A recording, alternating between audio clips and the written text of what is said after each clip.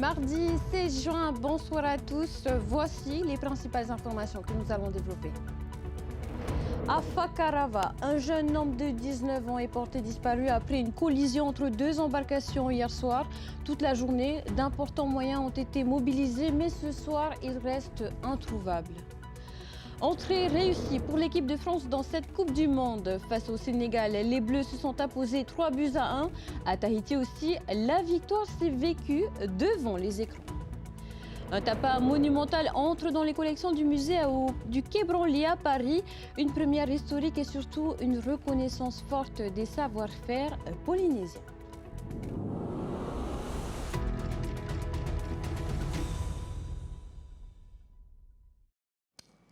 Avant de développer nos titres, nous vous en parlions dans nos précédentes éditions. Une sexagénaire est décédée dimanche à Paella.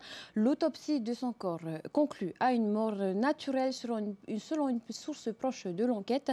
Le légiste écarte donc la piste du meurtre. On poursuit avec la disparition d'un jeune homme de 19 ans à Fakarava. Vous avez peut-être vu la vidéo de sa compagne sur les réseaux sociaux. Le jeune homme serait tombé à la mer hier après une collision entre un taxi-boat en panne et une embarcation venue lui porter assistance. D'importants moyens ont été déployés. Reportage de Thomas Chabrol. Sur ces images, on constate les dégâts de l'embarcation tombée en panne hier. Selon les premiers éléments, ce taxi-boat se trouve en difficulté et une autre embarcation vient lui porter secours.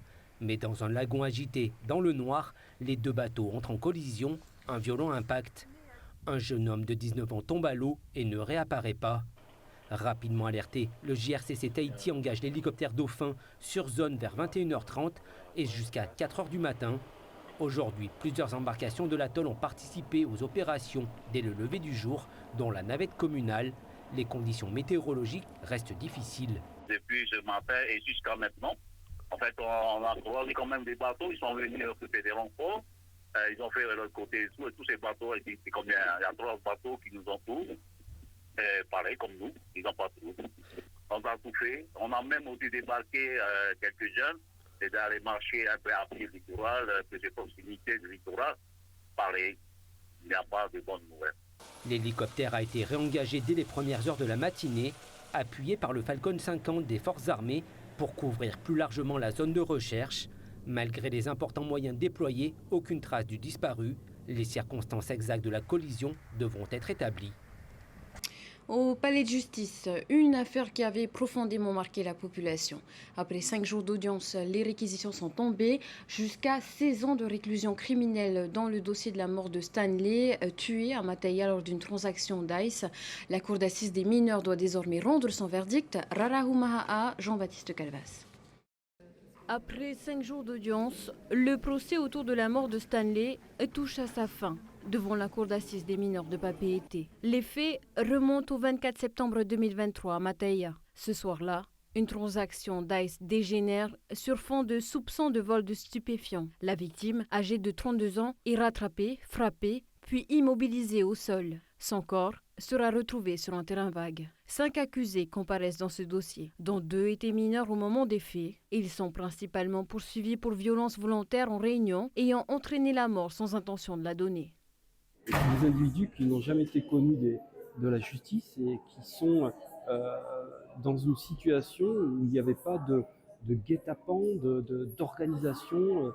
Donc un dossier qui a une fin malheureuse, mais avec des individus qui sont parfaitement réinsérables et surtout qui ont pris conscience et qui ont présenté leurs excuses à la famille.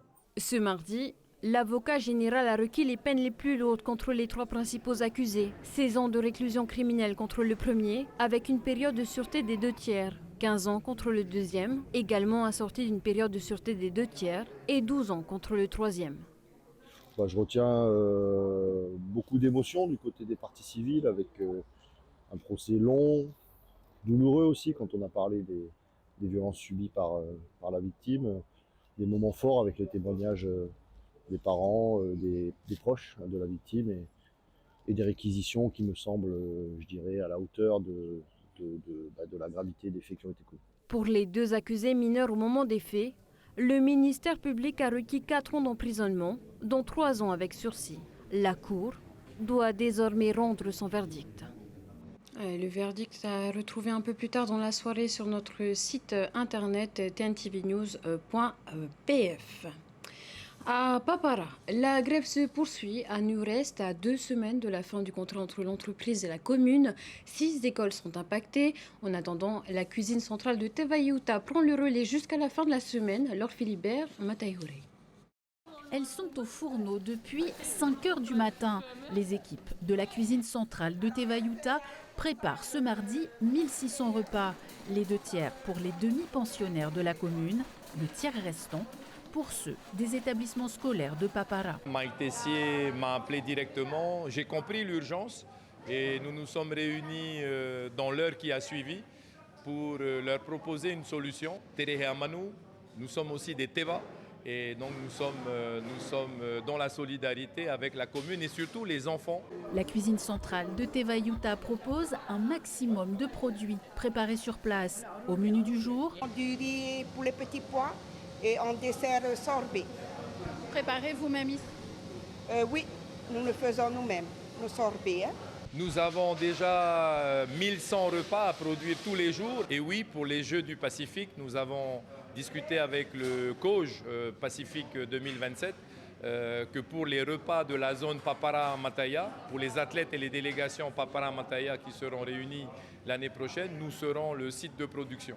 Après Papeari et Mataya, les camions de livraison approvisionnent les cantines des 6 écoles de Papara.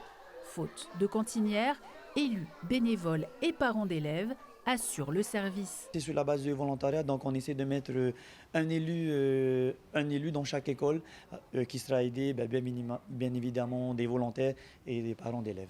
Il faut le faire, c'est pour nos enfants. Si aucun accord n'a encore été trouvé autour d'une éventuelle poursuite d'activité de Nurest sur le site de Papara, les demi-pensionnaires semblent tirer profit de la situation. Ça fait plaisir, surtout que là on a l'occasion de voir les enfants manger et se resservir et tout terminer quoi. Tout ce qui a été préparé pour eux, ils pourront tous le terminer. Peut-être qu'on tirer une leçon pour les jours à venir. Il faut savoir prêter main forte en cas de besoin, parce que c'est appréciable, justement. Donc merci aux 2 communes pour leur solidarité. La convention entre les 2 communes pour la fourniture des repas est signée jusqu'à la fin de la semaine, sous réserve d'une poursuite du mouvement. Au cœur de cette grève, donc, la fin du contrat entre la commune de Papara et Nurest. En jeu, le sort de 18 salariés. On fait le point avec le porte-parole de la CSIP, Cyril Le Gaillet, qui répond à Laure Philibert et Mataïhoure. La surprise qu'on a eue ce matin, c'est de recevoir un courrier de mise en demeure avec une reprise de 2 salariés sur les 18. Tout ça, et donc ils veulent pas connaître qu'il y a 18 salariés qui ont émigré de la commune vers Nurest Catherine. Juste un rappel que je veux faire à monsieur le maire, qu'on n'est pas dans la culture, on est dans le droit du travail, et que le droit du travail, c'est la LP 1212-5 du Code du travail qui dit, en cas de modification de la situation juridique de l'employeur, tous les contrats en cours se substituent de plein droit avec le nouvel repreneur. Donc moi, je lui demande tout simplement, s'il reprend la cuisine, il reprend avec l'ensemble des salariés. C'est plus 18, ça risque d'être plus. Obligatoire depuis 2017, la balise VMS continue de faire parler chez les pêcheurs côtiers. Après une réunion ce matin avec la DRM et la DEPAM, l'intérêt du système de géolocalisation des bateaux semble désormais mieux accepté, mais des réserves persistent. Le reportage signé Tawhiti Moussan. Ce sont les distances de sécurité qui m'inquiètent. Nous n'avons pas de traces écrites qui nous garantissent que nous ne serons pas sanctionnés. Car la navigation pour les bateaux de 3e et 4e catégorie hors des 15 000 nautiques est interdite. Et si avant l'arrivée du VMS, ces pêcheurs ne craignaient pas grand-chose, aujourd'hui, ils ont peur des sanctions qu'ils pourraient subir s'ils vont pêcher loin. Je crois que tout le monde qui sache, tout le monde va loin. Mais c'est vrai, ce qu'ils disent, pour le moment, on n'est pas sanctionné. Mais pour avoir sécurité pour les pêcheurs, moi je suis là. On leur a rappelé que la navigation en fait, n'était pas de compétence de la Direction des ressources marines, mais de la DEPAM. Et le but de cette réunion aujourd'hui, c'était d'apporter ces réponses claires en fait, pour qu'ils prennent conscience que la DRM est là pour suivre leur activité de pêche et pas pour les sanctionner sur les distances. Le VMS doit également confirmer les statistiques qu'ils ont obligation de remettre tous les mois pour justifier l'usage de leur carburant détaxé. Mais au-delà des données pratiques sur la prise en charge, l'accès aux données ou encore l'objectif de cette balise, les gens de mer ont surtout réclamé l'équité. Suite à des soucis récurrents avec les pêcheurs professionnels de la Chambre d'agriculture, les coopératives demandent à ce qu'ils soient eux aussi obligés d'avoir ce traceur à bord. Nous demandons une régularisation aussi vis-à-vis d'eux, puisque le plus important, c'est pas ça, c'est qu'eux bénéficient des aides et ils demandent aussi à avoir le même prix pour la glace au prix des coopératives. Alors que ça ne va pas. Attends, franchement, ils ont un salaire, ils ont un métier. On leur donne encore des aides. Si aujourd'hui des doutes subsistent, en fait, on invite les gérants de ces coopératives à se rapprocher de la Direction des ressources marines afin d'éclairer justement ces zones de doute et de trouver des solutions ensemble. En attendant, pour accompagner ces pêcheurs, un guichet était ouvert ce matin. Plus d'une dizaine de demandes d'aide ont pu être enregistrées en ligne. À ce jour, seules les balises Atanor ou Nemo ont été approuvées par la DRM et le traceur doit rester à bord tant que la licence de pêche est active. Elle doit, in fine, permettre à la Direction des ressources marines d'obtenir plus d'informations sur la pêche côtière en Polynésie. Vous étiez sans doute nombreux à suivre le premier match de la France ce matin face au Sénégal. Nombreux également à être heureux du résultat des Bleus de Didier Deschamps qui l'emportent 3-1. Une victoire célébrée comme il se doit dans une brasserie de la place. Louis Perkins-Rivalier était pour nous. Les supporters des Bleus ont répondu présents pour l'entrée en lice de l'équipe de France dans la compétition. Un premier rendez-vous très attendu et peut-être le premier d'une longue série. Carrément, on a installé un écran exprès pour, ça promet une belle ambiance. Nous, on n'a pas forcément l'habitude, tu vois, de ce genre de truc. Enfin, maintenant, ça se développe un peu plus, mais c'est une autre ambiance. Et puis tout le monde est fédéré derrière la France, donc c'est plutôt cool. Après un pénalty finalement non sifflé, le score reste bloqué à 0-0 à l'heure de jeu. Mais dans les tribunes comme devant les écrans, les encouragements des supporters tricolores ne faiblissent pas et ce soutien va finalement porter ses fruits. Le pénalty, c'est un scandale, et puis j'espère qu'on va marquer sur la fin du match. 1-0 pour la France. Kylian Mbappé assume pleinement son rôle de capitaine. Le numéro 10 combine avec Michael Olise et met les siens à l'abri avec un premier but. Le compteur est enfin débloqué, les Bleus sont lancés. Quelques minutes plus tard, Bradley Barcola trouve le fond du filet, 2-0. Les Lions de la Teranga reviennent tardivement dans le match, mais Mbappé s'illustre une nouvelle fois. Un doublé qui scelle définitivement le sort de la rencontre et assure la victoire française. Malgré cette performance, certains supporters restent dubitatifs envers le capitaine. Très content, la première mi-temps a été difficile. En deuxième mi-temps, ça s'est débloqué. Je pense que Kylian nous fait croire qu'il est bon, mais pas tellement. Il met 2 buts, c'est un miracle. Qui dit qu'il va faire les efforts défensifs, c'est un peu une utopie, mais ouais.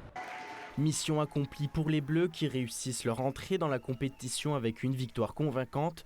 Prochain rendez-vous lundi face à l'Irak, battu 4-1 par la Norvège. Après le sport, la culture en lumière avec notre page spéciale Réveil Tahiti.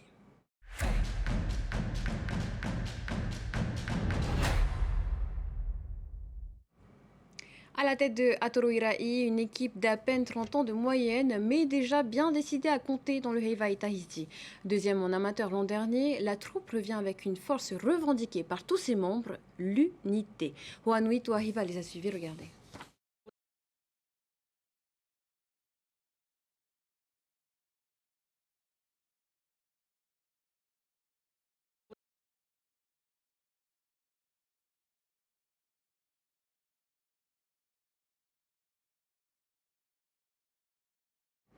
Un petit problème de connexion, mais pas de souci puisqu'on continue avec de la culture. Et avec cette actualité, un tapas monumental entre dans les collections du musée du Quai Branly à Paris. Signé Hinatea Kolombani et Moyava Medera, Fanomaï marque une reconnaissance forte pour ces deux artistes-chercheurs, mais aussi et surtout pour le patrimoine polynésien. Reportage sur place de Nicolas Pérez.